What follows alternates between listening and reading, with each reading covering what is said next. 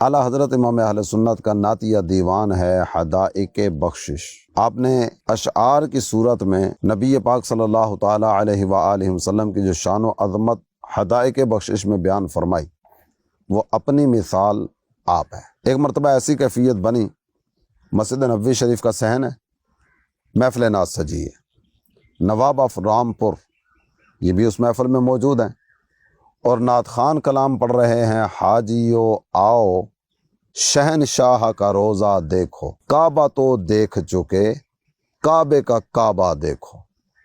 کلام پڑھا جا رہا ہے، مجمع پر ایک کیفیت طاری ہے، نور بھرا سما ہے۔ علماء مدینہ میں سے بعض جہاں قریب سے گزرے تو گزرنے والوں نے جب یہ منظر دیکھا نا تو ان کی زبان پر یہ آیا، کان صاحب المشاہدہ وصاحب الفنا فی الرسول۔ یہ کلام لکھنے والے یہ کچھ صاحب مشاہدہ، صاحب حضوری شخصیت ہیں، جو سرکار دو عالم صلی اللہ تعالیٰ علیہ وآلہ وسلم کی بارگاہ کے مقام و مرتبہ کو جاننے والے۔ اللہ تعالیٰ جل جلالہ نے محبت رسول کے نور سے ان کے سینے کو منور کیا۔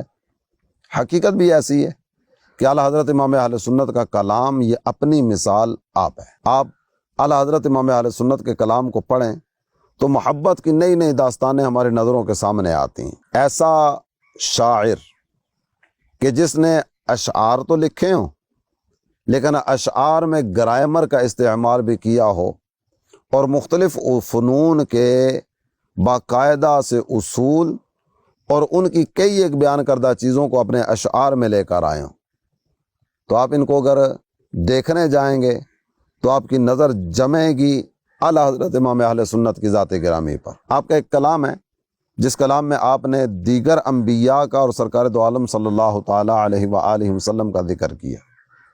بعض اوقات ہمارا ایک انداز ہوتا ہے جو ہمارے ہاں ہمارے معاشرے میں پایا جاتا ہے کہ جب دو شخصیتوں کا ذکر کرنا ہونا اور ایک کے مقام کی بلندی بیان کرنی ہو تو ہمارا انداز یہ ہوا کرتا ہے کہ ایک کی توہین کر کے، تنقیص کر کے، ان کے رتبے کی کمی بیان کر کے پھر دوسرے کے مقام کو بیان کرنے کی طرف جاتے ہیں، جبکہ کسی کی فضیلت بیان کرنے کے لیے، کسی کی برتری اور بزرگی بیان کرنے کے لیے سامنے والے کو نیچا ہی دکھایا جائے، یہ کوئی ضروری تو نہیں ہوتا۔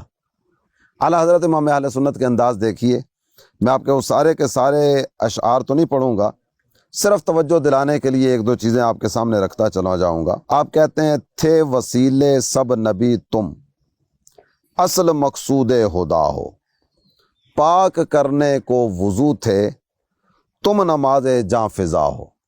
دیگر انبیاء وہ تو وضو والا کام کر کے گئے، اور حضور نماز تو آپ ہیں۔ اور پھر ساتھ ہی ساتھ یہ بات ذکر کی، سب بشارت کی اذاں تھے تم اذاں کا مدعا ہو۔